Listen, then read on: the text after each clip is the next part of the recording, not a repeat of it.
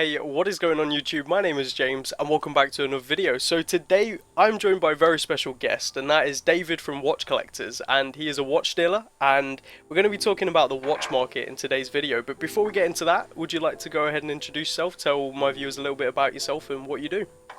Sure. Hi, I'm David from Watch Collectors. David Khalil from Watch Collectors. I'm a watch dealer, young watch dealer, but I started in the business since I was a teenager. We have an online shop. We have a shop on eBay, on Chrono24. We have a shop. We have our own website, and we have a place in Mayfair. We buy and sell second-hand watches, the higher-end watches, so from Rolex to Patek, Cartier, Audemars Piguet, and so on. So all the high-end luxury watches. Recently started doing YouTube as well, and just trying to get some information out there. I realized there was small gap in the market that I can bring in maybe some modest experience into it, and yeah, try to help whoever I can help. Definitely, yeah, and we did make a video, I just want to quickly say, over on David's channel, Watch Collectors. So after this video, feel free to go check it out. We spoke about becoming a watch dealer, which I think is a really awesome topic, and I think we covered a lot in that video. How long did we talk for in the end? Well, spoke for around 40 minutes. That I will probably size down. I will size it down into the key points. And yeah, it would be a nice, interesting, not too long video for you to watch. And yeah, I hope it gives anybody guidance that wants to start and become a watch dealer, and just guide them in the right direction.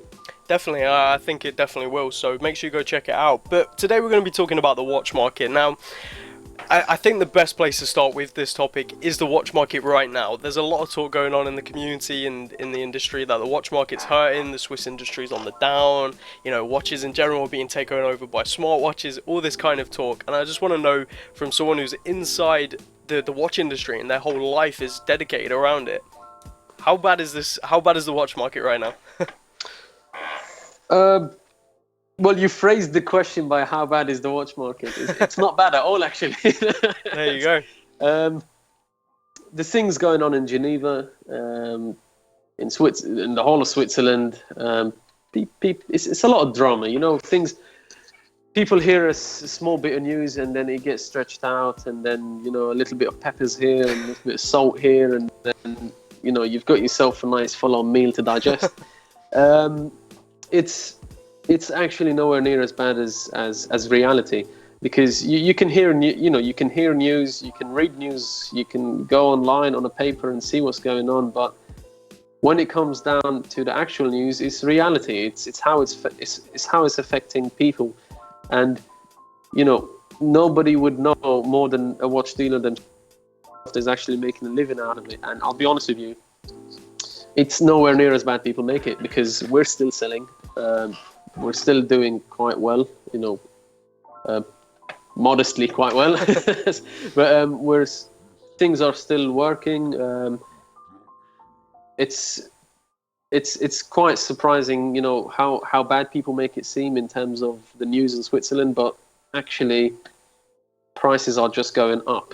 If things were getting bad, you will see watches losing their value. But when a watch like a ceramic Daytona goes up at 8,250, which is the first retail price, not the current retail price, but when it goes out at 8,250 and sells for around £15,000, on people's websites, yeah, I think the watch market is doing pretty well. That sounds alright, yeah.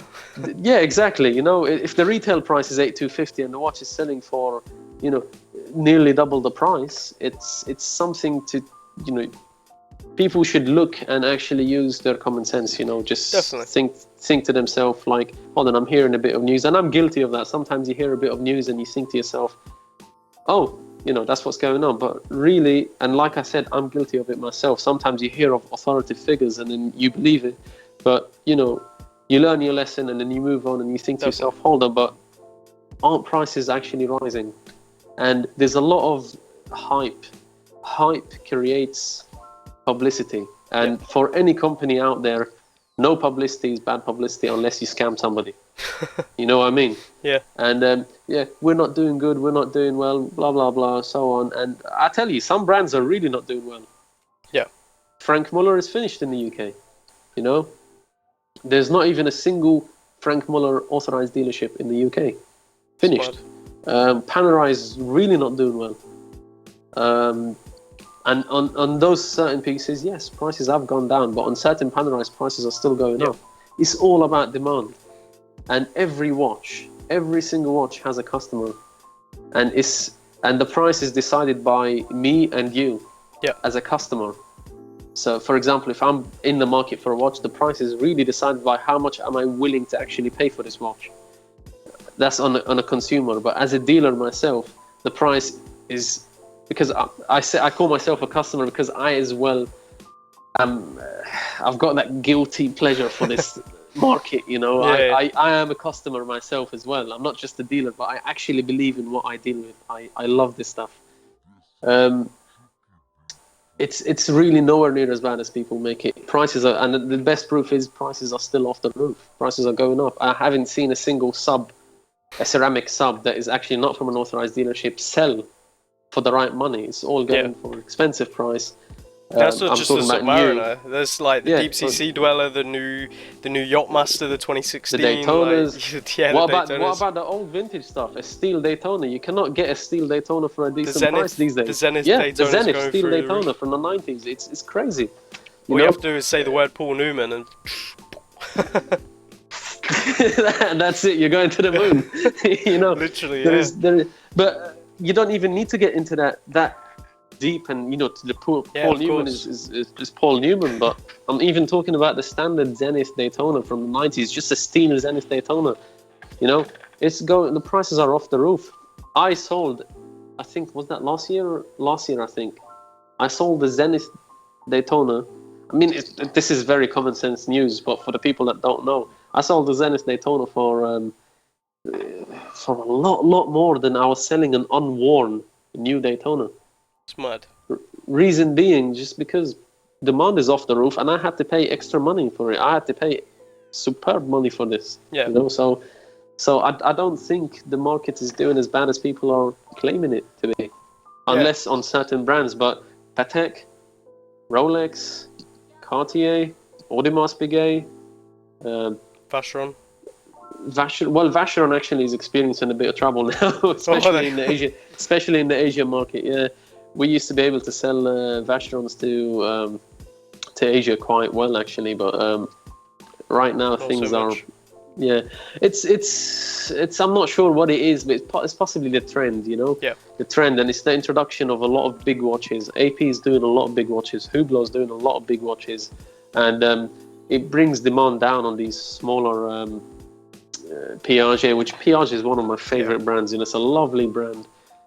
Things are very well made. They made dials that are just beautiful. You can stare at a dial for an hour and not get bored. I know it seems sad, but you know what? I do that. Definitely same. You know, there's and maybe for you and the viewers, you can just Google, you know, like opal dial. Yeah. It's a stone. It's a dial that just looks magnificent. It looks like all different colors put into just one dial, flattened down. It's beautiful. You know, Piaget's done crazy stuff, but I think one day, because I'll be honest with you, from who I learned is I'm quite old-fashioned when it comes to watches. So one day, all that extra heavy big stuff is going to disappear, or it's going to go down in value, and the nice quality regular size things will stick there. But again, that's my opinion, and I'm sure there's a lot of people out there that will disagree. But you know, vintage dials that were made by Rolex, PRJ, Patek, all of that, you know, the dials are amazing. Definitely. You know, the single quick day date from the 80s, the variation of dials that was made on it, and the double quick from the 90s, the variation of dials is crazy. We're big collectors of that model. You know, most dials out there, people would think they're aftermarket. They're actually original. There's a lot of original dials that people, when they see, because the first time they see it, they think it's aftermarket. It's actually original. And the reason people think it's aftermarket, because sometimes there's slight imperfections. Yeah. But an experienced dealer can tell a perfect imperfection from a stupid imperfection. Yeah. Because they were hand set. Well, now you've got a Rolex up. I was looking earlier, and I remember you made a video on it. Like, It's got diamonds. The Rolex, it's yellow gold with the diamonds on the bezel and on the bracelet. The GMT. Yeah. I've actually just recorded a video that I'll do a review on it as well. Oh really? I promised everybody a review on it and like an in-depth kind of Yeah. video on the watch. I'm looking forward to. But I slacked and it was my fault. But that's why I say I'm not making any more promises, because sometimes I cannot deliver in time, but I will deliver it eventually. Yeah. But it's like that one with the diamonds and stuff. Like when you're showing it, I was just like, Rolex made that. Like it was one of those things. I was like, wow. I thought, because you just look at it, like you were saying, I just thought it'd be aftermarket. But it's incredible the variations of things they've made. I remember seeing a yellow gold. It was a day date with a green dial. Am I right? Yeah. In the 90s, Yeah. a green dial on a yellow gold 80s with as well. diamond sets as well. I was like, wow. Yes. Yeah. They've made dials that are called Stella dials. They've made dials that the Stella dials are like different colors. They come a bit glossy, so red, green, sky blue, stuff like that. Amazing dials, lapis dials. There's a lot of nice dials, and I was walking in Selfridges the other day, and I just walked by the Rolex store, and I was thinking, hold on, that seems a bit familiar to the vintage Rolex. They're starting to bring back some of these stone dials because they're really impressive especially on the day dates. I'll give you a good fact. Day dates, the day date model is the model with the most variations on the dials. The day date has experienced the most variations done to it. Not the case, but the dial and the bracelet. Oh my God! I don't know how flexible the boss is on showing the collection, but I think when he shows it, he wants to either go big or go home. Yeah. So I don't want to promise people anything, but we are preparing for something, and I don't want to promise anything. Yeah, of course. But one day, hopefully, I can actually publish it. But it's things that nobody's ever seen, and the first comment that will be there is probably, isn't that aftermarket?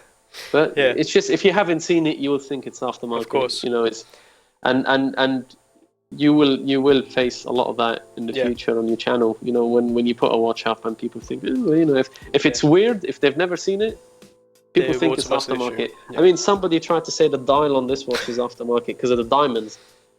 Really? But it's discontinued. Discontinued. I've got the box and the papers with this as well. It's mad, isn't it? It's just a discontinued dial, and it's a modern watch. So imagine vintage.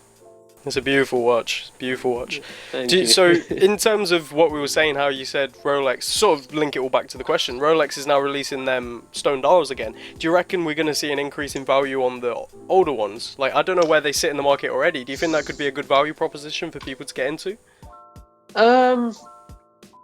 It's an interesting question, because to give you something that I've already witnessed already now is diamond set Daytonas, Zenith, and modern diamond set Daytonas with the Rolex movement. Certain Zenith Daytonas fetch a lot more money with the diamonds. Actually, why am I saying certain? But a lot of them fetch a lot more money than the modern Rolex Daytonas. Now it depends on the variation, and it depends if you're comparing the very, very similar ones.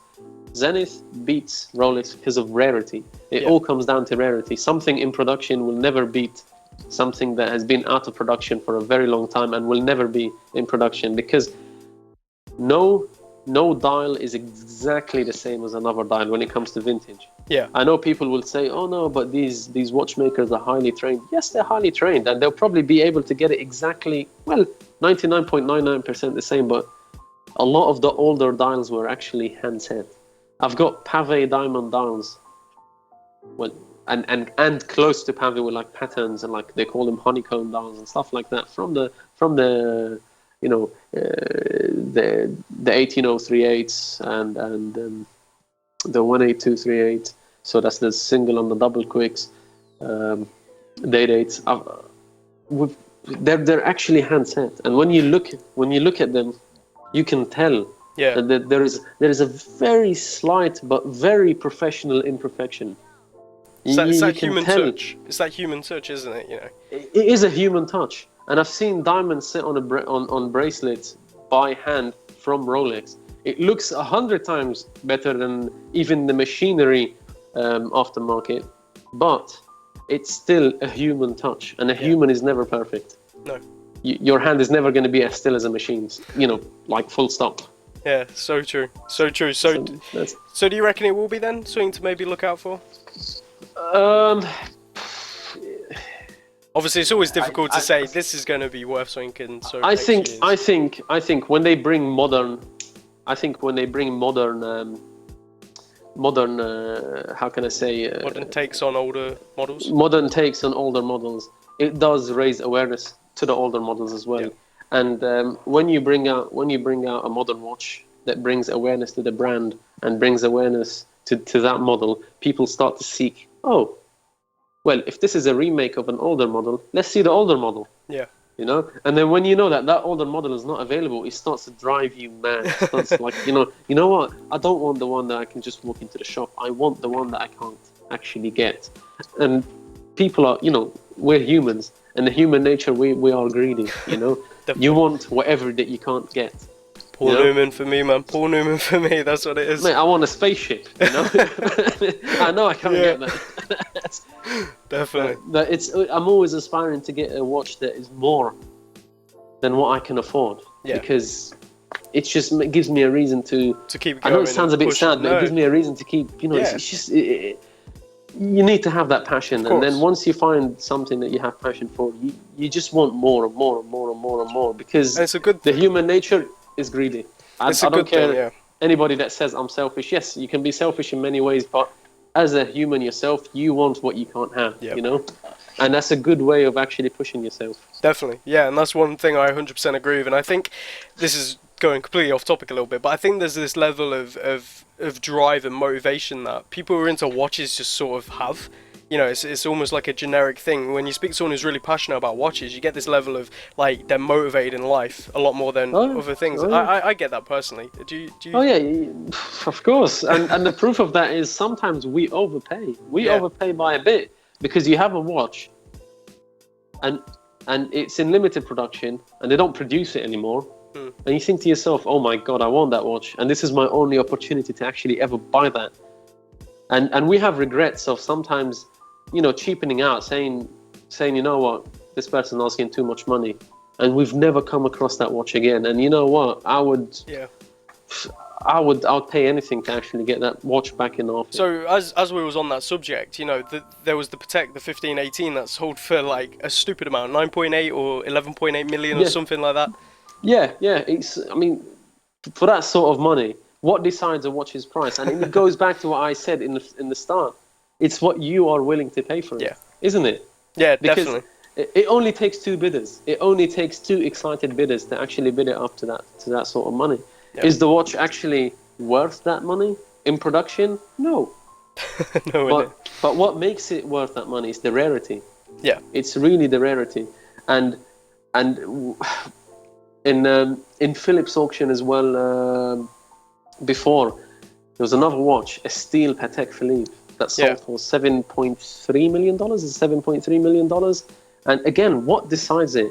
It's just because Patek don't actually do complications on that sort of complications on a steel watch. There's always a reason, isn't there? It's like sorry to cut you off short. No, it's the rarity of the watch that decides the price. It's condition and rarity. When you look at Phillips auction, everything is in mint condition. Even every single vintage piece is in mint condition. It's crazy. And what decides it is not being restored. Because if you restore something, just forget it. If you restore the dial, forget it. Yeah. But it's condition and actually the rarity of it. Patek don't make heavily complicated watches in stainless steel. So when you find one in stainless steel, people go mad. Yeah. I want. Which is crazy when you think about it. There. If I can afford to buy it, I would have. I'll be honest with you. We had a friend that went up to $7 million. It's a lot. But we all knew he's not going to get it for $7 million because we had... Actually, my boss was in Geneva at the time of this auction, and he filmed it on his phone and just sent me a video. I just went crazy. It's mad. So, some of us had to stay here to run the office, isn't it? Unfortunately. But, the guy... But it links back even to what we did in the previous video. Yeah. Do what you want to do to the best of your ability. He was only able to go up to $7 million on that because he's got crazy value and amount in stock in his shop. And what he was able to afford on this watch is $7 million because of as well he probably had customers in mind, blah blah blah, and so on. But he went out there and he wasn't scared. He just bid. He kept bidding up to 7 million, and maybe he knew that he won't get it, but he had hope in his his heart that, you know what, maybe I'll get it for that Worth price. a try. It's always worth the try. If you're not in it, you can never win it. It's like the lottery. That's it. It's true. Yeah, it's true. All right. So should we discuss watches that hold value right now and watches we think in the future will retain value, and we can speak from experience on both sides. Potentially, you can give your experience in the luxury market. I could potentially chime in on the lower end market and watches I think are going to be worth some money down the line. Sure. And just before we start on that, this 1518 is a great example of what I actually mentioned before. Yeah. The watch market apparently is doing very bad. Yeah. And they hit a world record with that. Yeah, but featured on national news. Things could be better. But we're doing very well. But certain things in the auction did not sell as good as they should, and I admit that. I'm not a genius on the market, but I've seen it and we've witnessed it. My boss was there. Certain things are not selling as good as they should, but yet there's still a very strong craze for the market, for the watches, and we will get up there again. So definitely, if someone puts down 11.8 million on a watch, I think it's doing fine. People have been saying the same for years about the vintage car market, and it seems to be doing perfectly fine. I'm sure it will pick. I'm sure it will pick up, and it will pick up quite well. But it is actually still doing okay. Definitely. All right. And so, valued watches. What do you think right now is a good buy? Is if you're wanting to spend a serious amount of money and pick up a good watch? Let's start with different ranges. Give me a range, and I'll let you know which watch.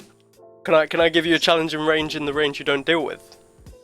To see what you'd come up with between 1 and 5, because you can get Rolex in there, and you can get some very good.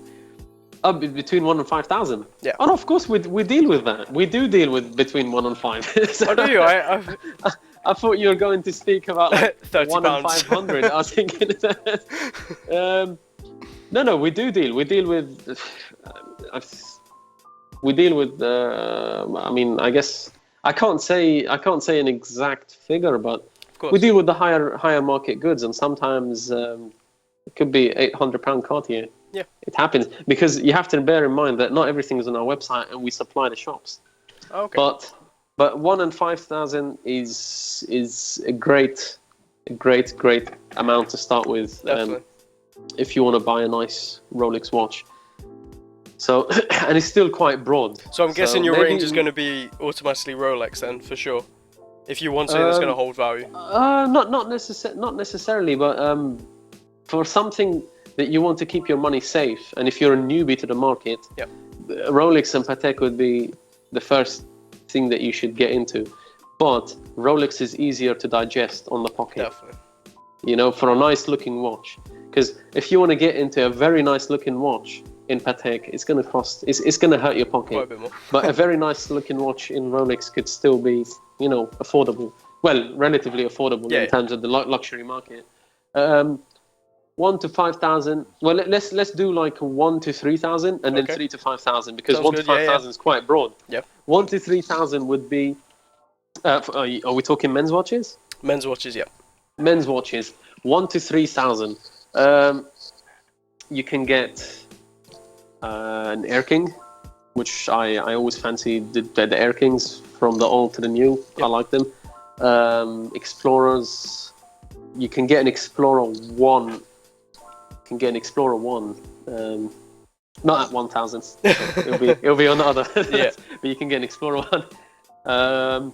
You can get the standard Datejust is never bad news. Depends if you want a sporty look, but go for stainless steel watches for sure. I think is as a start. First, stainless steel is more durable, so you will notice that the bracelet holds itself better for a longer time. But if you wear it snug like the way I do, I can just about fit one finger. You look after the bracelet this way. Yeah. But definitely stainless steel tends to be a good first watch because of value,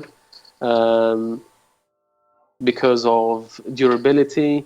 Resale price is always very good on on stainless steel Rolexes. So yeah, you've got the Datejust, Air King, Explorer 1, and if you want to move into the 3 to 5, you can start getting into the stainless steel sporties. You know, you've got your Explorer 2, non-date Submariner, stainless steel, and I'm not talking ceramic. I'm talking the pre-ceramic. And GMT Master. Yeah, GMT. Of course, I was still not finished, but GMT Master. And a nice fact about the GMT Master is actually whether you get it in black or blue, whether you get it in a black bezel or a blue and red bezel or the black and red bezel, so Pepsi, Coke, or actually plain black. Something that a lot of people didn't know is you can just pop down to Rolex and ask for a change of insert. Well, that's what I've done personally myself many times for customers. Really? And I assume they're still doing it now because it wasn't a long time ago. But the reason I say that's what I've been doing, and I assume they're doing it now, is just so somebody goes now and then things have changed. But 100% that's what I've been doing. So that's interesting. Because I want the Pepsi, you see. So yeah, because some people try to ask a lot more money for the Pepsi when you can actually buy a black one and pop down to Rolex because they share the same reference numbers. Of course, But on the ceramic, it's different. They don't share the same number. There you go. Do you understand? There's a little trick for the market. You can get a black one. They share the same on the ceramic. They share the same number, but there's the letters at the end that everybody ignores, and you would usually not see the letters. You know how on the Submariner there's LN and LB. Yep. There's also for the GMT. So on the ceramic you can't change, but the colors. But on the on the what's it called on the pre-ceramic on the GMTs you can. So save your money if somebody's trying to rip you off by telling you, oh, this is, you know, Pepsi is going to be a lot more money, blah, blah, blah. No, you can actually just change it. That's a good fact. There you go. But yes, a GMT, a Submariner, and I'm talking all pre-ceramics, and I think pre-ceramic, for me, is a lot better value than the ceramic, because you can buy it cheaper and it looks pretty much very similar. And it's a watch that has already experienced its dip in the market, and right now it's going up. But the ceramic... Would you put the Yachtmaster within that range? The Yachtmaster 1? Yachtmaster, yes, with the platinum bezel. Yeah. Yes, you can... I would... Yes, if you want it, but personally... In terms of value? Yes, I would... Yeah, you can put it in, but my very, firm, strong, you know... GMT Explorer and so... GMT Explorer 2, Submariners, and I'm talking all pre-ceramic because you can't get ceramic on about in that range. If you can, then you've definitely hit a jackpot. Yeah, but they're really great watches, and you can't go wrong buying one. Seriously, you can't go wrong buying one. Easily comparable when you go on the internet, but just make sure that whenever you buy the right condition. Yeah, condition is key. If you buy a bad condition watch, forget it. You know, you're never gonna get your money back for it. Yeah, you said something to me in the last video, which was don't try and sell something you wouldn't strap on your own wrist, and I think that's definitely a really, really good point to make. So yeah. If you wouldn't wear it, don't sell it. It's not gonna sell. It's gonna come back to you with a bad feedback. Definitely. Well, that answers that, which I think is really, really cool. Do you think, because we're talking about value and watch market and everything, and everyone focuses quite heavily on the Swiss market for obvious reasons, but do you think there's definitely something to be said for definitely the German market? We can't look past that. Even the British market to some extent with certain brands. And I want to even go as far, and this is controversial, but to throw the Japanese market in there with Credo and Grand Seiko now. What's your opinions on the other markets other than the Swiss, and where do you think they're going to be down the line? I mean, the Swiss are clever. The market will always pick back up. You know, the craze for watches is never going to die out. Yeah. This is otherwise we'll sell all our stock and just you know, go have a nice holiday on the beach. It's crazy. Yeah. You know, right now we're at a point where we'd rather have, and I've mentioned it before to you, I think, when we spoke off camera, I would rather get paid my salary in a watch rather than money. You know. So no, things will pick back up. What's happening in the Asian market? So let's not just say Japanese, but in the Asian market, because we do sell. I go to trade shows, and we have a lot of friends that are from Asia, from China, from Hong Kong, from Thailand, Taiwan, from Japan. We know a lot of people, and we buy and sell. And I think you got the wrong end of what I meant. I meant the watches. Yeah. So German watches. Oh, the watches. German themselves. brands like okay, I thought the market. Yeah, I didn't itself, explain. yes, Sorry, my bad. The Asian market is a little bit edgy at the moment in terms of certain brands like Vacheron and stuff, which I've mentioned before. But okay, so in terms of watches, so like okay, so let me go to German watches. It was doing a lot better last year. I'll be honest with you. I could sell a Langens on. Yeah. You heard of Langens on? Definitely. Beautiful watch. I can only compare the manufacturer to Patek.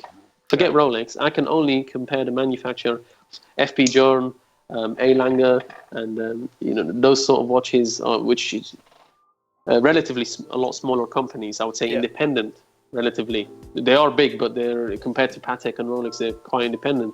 But for example, like Langens on last year, I can sell it like this. If I had a Lange, any dealer would die to get it. Yeah. But right now, it's not doing so well. I've had a Lange on Lange 1, which Lange 1 time zone. I have one. It's been on the website for a while, and I've had offers, but stupid offers. But before, I would have the stupid and the good offers. But it's not doing the best at the moment, and things. How can I say? Things will always go up and down, and I think it will pick back up because the watches are beautiful. Last year it was a bit more of a craze, because obviously you got many other brands over there longer. You got Glashütte, you've got Nomos. Yeah, Glashütte, yes. Nomos are getting up there as well, with some of the pieces they're creating. So Glashütte is beautiful as well. I mean, we have a watch up on the website with a moon phase. When you look at the back, the inner workings is great. Yeah, beautiful. It's a glass back, so you just turn it around and you can tell it's really beautiful. And I've had FP Journes here before. FP Journe? Yeah. Langes. We've had a lot of watches that are quite independent in terms of comparing it to Rolex and then Patek and AP and all the big brands with the heavy marketing. But manufacturer-wise, they're beautiful pieces, and really seriously, when you look at the movement, it's crazy, and the complications is like top, is out there.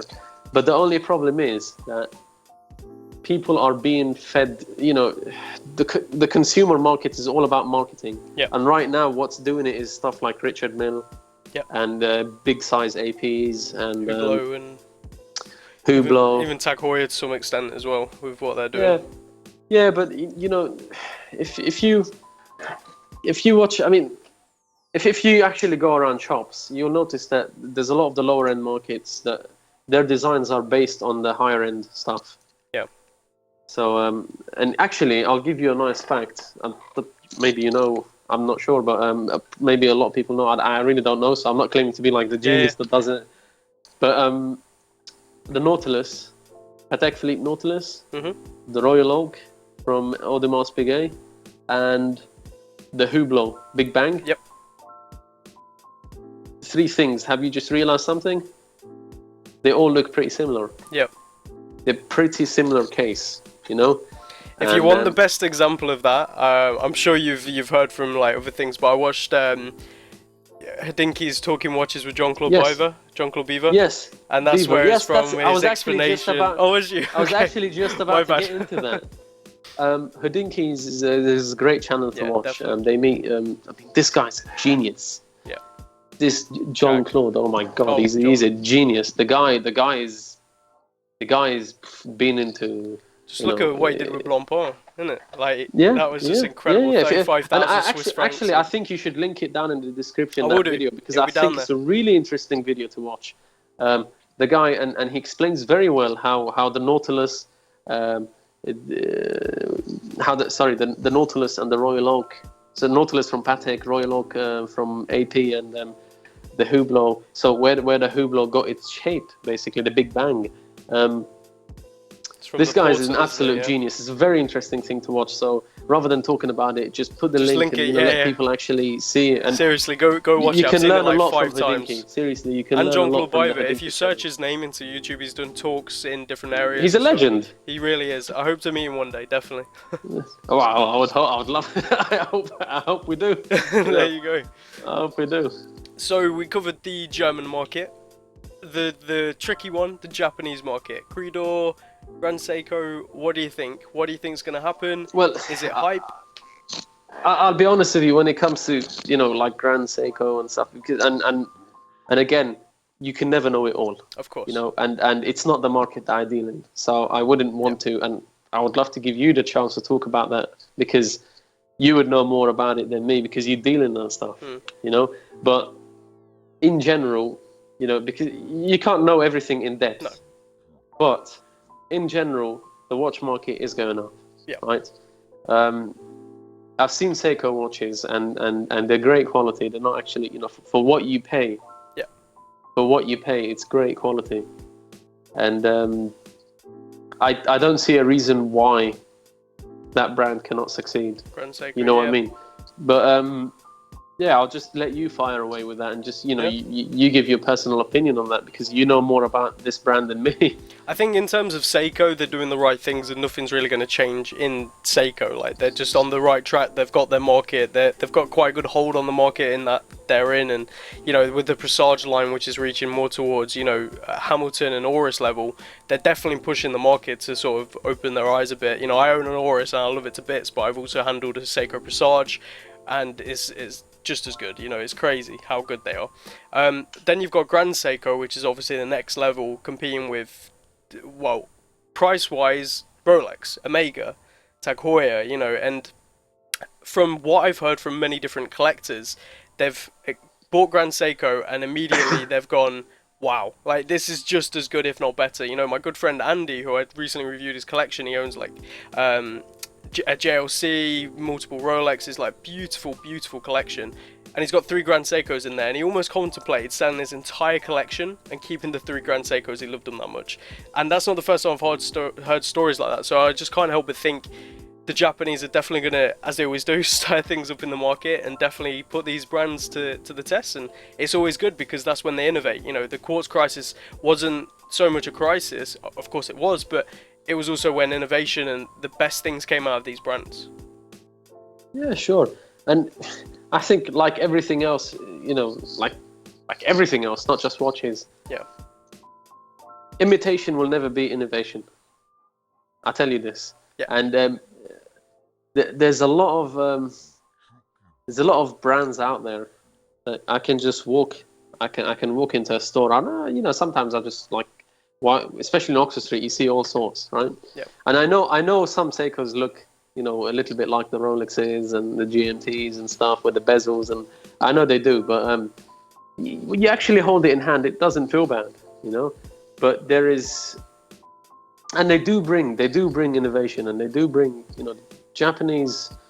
I mean, the Japanese are known. How can I say? Even in cars, a Japanese car. They're the artisans. They're the artisans, you know what I mean? Like, they've got this history of art and quality, and you mix the two together, and but I walk into shops, and sometimes I think to myself, what's happening to this world? Because if you walk into a Longines shop right now, which Longines was a very respectable brand,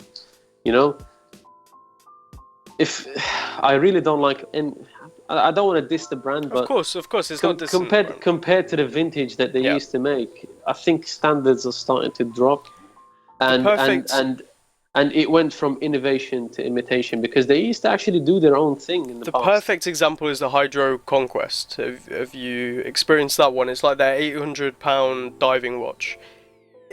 It's apparently, and I've handled it once. And from when I handled it, I have to agree, it's terrible. It's from personal experience, it's a terrible watch. It's not an £800 watch, it's a £400 watch. And I think they're getting a bit confused at the moment. They need to up their quality a bit. They're pushing it. And a lot of this, I can see a lot of the stuff in Tissot. Tissot the same, yeah. I'm walking and I'm thinking, hold on, well, what's happening here? It's starting to look a bit more like Frank Muller, or starting to look a bit more like Rolex watches, and it's starting to look a bit Omega more like as well there. But and I'm thinking to myself, well, imitation has never beaten innovation. You know, of course. Innovate for yourself and create something for yourself, and you'll stand out. And it links me back to FP Journe and A. Lang & Son and all these brands. They've really stepped. You know, they put a foot in the market, a very strong foot in the market. You know, it's very sad how undervalued it is right now. Last year it was doing very well, but right now something's happening. But the quality and what they bring to the dial, to the complication, to the movement, it's beautiful. You know, I don't think it will be a dying brand, and I think it will pick back up. You know, these FP Journe, A. Lange, and Glashot and all of that. But eventually these will pick back up again. But what will die out is companies that keep imitating other brands. You know, I think, and I'll be honest with you as well. When I mentioned vintage versus modern right now, Tag used to do very nice watches in the past. Very nice watches, and I feel like price has gone up so much and standards dropped a little bit, which is a little bit of a shame because I used to like Tag watches. But you know, you can never have it all, and it's down to the consumer at the end to do their research and see what they fancy and buy. And just when you buy, make sure you buy well. Simple as. Definitely. Well, we have been speaking for a long time. How long is this one? So far, 45 minutes, so it's going to be a lot of editing. But on my channel, we have much longer videos anyway, so this is much more of a custom for us, is like what we do. But I want to finish off on one point, and I just want your real quick opinion on what you think. Breitling. What do you think's happening? What do you think? Good, bad? Breitling, I'll be honest with you, I had... let me mention just a few companies, because I'm a seller, I know the resale value of these, right? Before, you can buy an Omega, a Breitling, a Tag, and they will fetch good money after you wear them, you use them, they will still fetch good money. What's happening now with modern Omegas, and again, I can see slight imitation or remakes of older models and stuff like that. It's really happening a lot. You know, Globemaster, you know, just to name one. And I can see a lot of similarities to other brands. And not consumers, let's say sellers are not stupid, right? So when somebody offers me something, I compare it to the stock that I have, right? And if it looks similar to another brand, but the other brand is actually a better selling brand, that how can I say? Older Omegas and Breitlings and Tags used to fetch a lot better money. Right now, you can buy a new Omega, and then once you strap it on, and I'm talking fresh new Omega 2016, once you strap it on, you'll be surprised, which is sad because Omega is a really nice brand. Definitely. But what happens is when you strap it on and you go to sell it, you've lost a whole lot of money. Not even 50%, even more. You know, it's really crazy. It's really crazy, and I think it's really sad because Omega buyers don't notice like the modern, but vintage Omega is beautiful. Definitely. Omega's done some really nice things. Actually, I have something that I came across which was very special. Are you aware of the Bulgari Serpentine? I'm not. I'm aware of Bulgari, but not that one. Bulgari, the snake watch. You see a lot on celebrities. It's a watch like a snake. Yeah. I have a watch that I came across. It's a Serpentine, but it's actually made by Omega. Exactly the same design, and it's stamped Omega. I've never have my boss seen one in my whole life. And you see, it's not always about the big watches. Sometimes I come across these little things. Little gems. I think to myself, wow. Yeah. You know, wow. You should never look down at a cheaper watch. Yeah. It's all about rarity. It's all about rarity. I know a lot of people that collect old military watches, and you know they're beautiful pieces, but it's all about imitation versus innovation. And I know I've repeated it so much. It sounds stupid when you say it, but it's really the truth. When you see a brand that is putting itself out there and it's bringing new things to your watch, and it's doing it in such a nice way, and standards is only going up and not down, people appreciate that, and the price holds itself. But when a brand stays still, it's like what are these called? Not escalators, but you know, in an airport. Yeah. You know the flat ones. Yeah, the walking ones. Yeah. Yeah, it's you just have to imagine any company or any business is like that. Let's say this is how the escalator is going, and you're going this way, and you're running this way. If you're not running, you're not moving. You're Yeah. not moving, and if you stop, you're actually going back. Yeah. And that's what happens if you don't innovate, you go back, and that's what's happening with these brands. And I think it's really sad because Omega is such a reputable brand, and they're still doing well new wise, but on the second-hand market, you'll notice a second-hand Omega compared to a new one, and they're both from 2016. The price is just way off.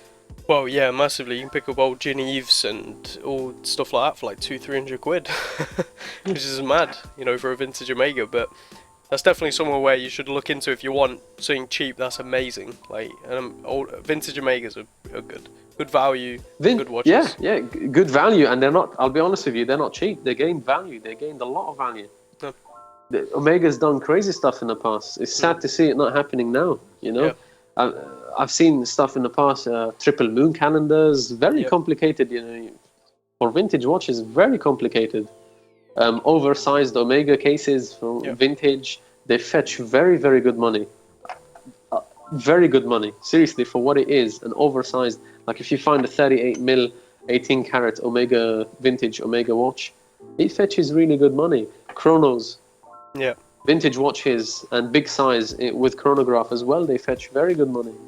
And it's sad to see the brand not behaving value-wise, not behaving the same as it used to before. Yeah, definitely. Well, I think we definitely covered a lot in this video, probably every aspect of the watch market. And let's put the disclaimer out there. We're not the geniuses and, you know, Mr. Know-it-all, you know, but we just speak out of our own experience and, you know, we give our own opinion, and everybody's free to actually share their opinion in the comments section. That's why we have the comments, so definitely go do that. But obviously I'm going to leave a link to David's channel, watchcollectors.co.uk. That's the YouTube channel, am I right? And obviously the website as well. The website as well, yeah, so I'll leave a link to that down below in the video we made, and also the Talking Watches episode with Jean-Claude Beaver. Make sure you go watch it, it's amazing. But thank you all very much for watching. Thank you very much, David, for joining me. And anytime. We will see you all next time. Take care and peace out.